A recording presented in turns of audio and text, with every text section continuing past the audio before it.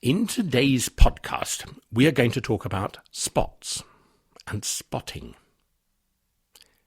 If you look up the word spot in a dictionary, you will see that it has two meanings, two completely different meanings. First, a spot can be a mark, normally a small mark, roughly circular in shape.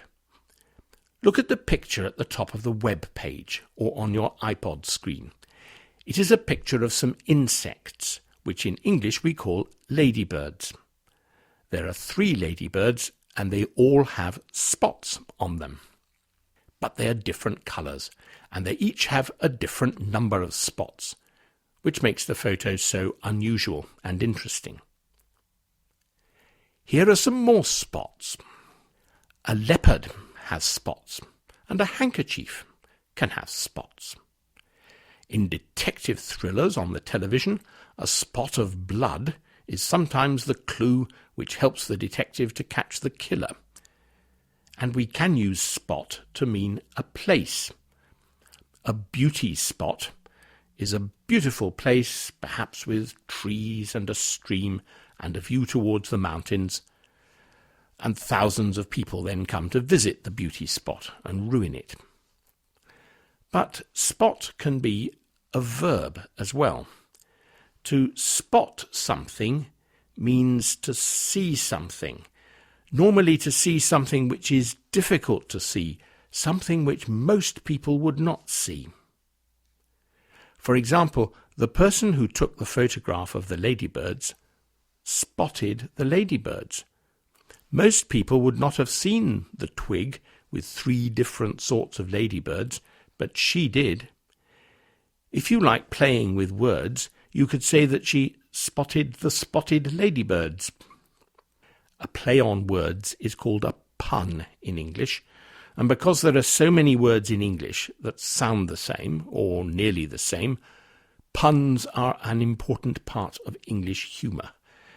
It is one of the reasons why foreigners find us so puzzling. When I was about 12, many years ago, I used to take a notebook and a pencil and stand on the platform of a railway station in the middle of Manchester to watch the trains.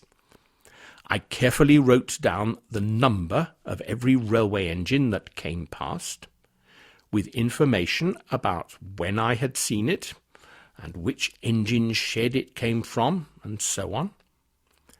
I was a train spotter. By the time I was 14, I stopped being a train spotter. I had spotted girls, and they were much more interesting than trains. You can still see train spotters on the platforms of stations today. They are generally men in anoraks and trainers who still live at home with their mothers. If you don't want to be a train spotter, you can be a bird spotter instead. You can go out into the country with a pair of binoculars and a packet of sandwiches for lunch to try to spot some really interesting or unusual birds. Or you can be an insect spotter. The woman who took the photo of the ladybirds is an insect spotter.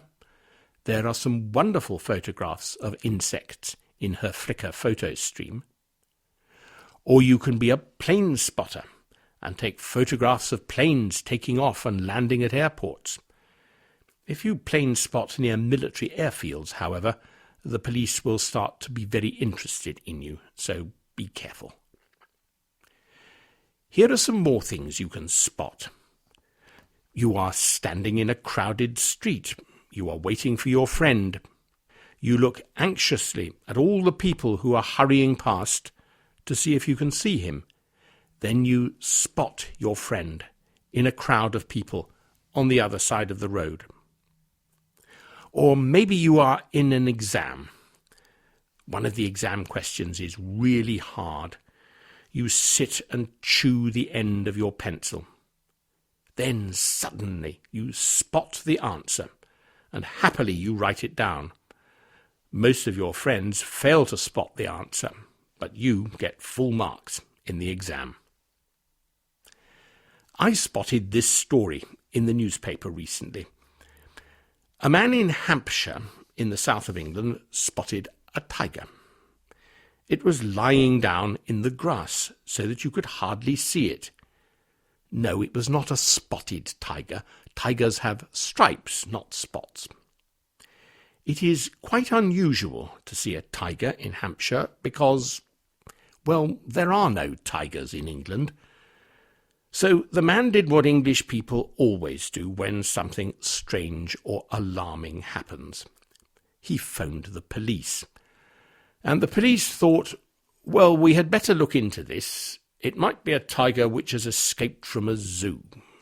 And tigers are dangerous, and we, the Hampshire Police Force, need to protect the public from dangerous things like tigers.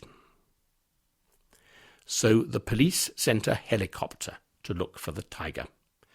They also made preparations to close a nearby motorway and to evacuate people from their homes. Then a message came from the helicopter pilot. He had spotted the tiger. It was sitting still in some long grass, just like the man had said. The helicopter pilot decided to get closer to the tiger to see what it was doing. And as he did so, the downdraft from the helicopter made the tiger fall over. This was really strange because a real tiger would not do that. It would get up and walk away. It was not a tiger at all, of course. It was a toy tiger, a life-sized, stuffed toy tiger. The police have asked the owner to come to the police station to claim it. I wonder if anyone has. Goodbye.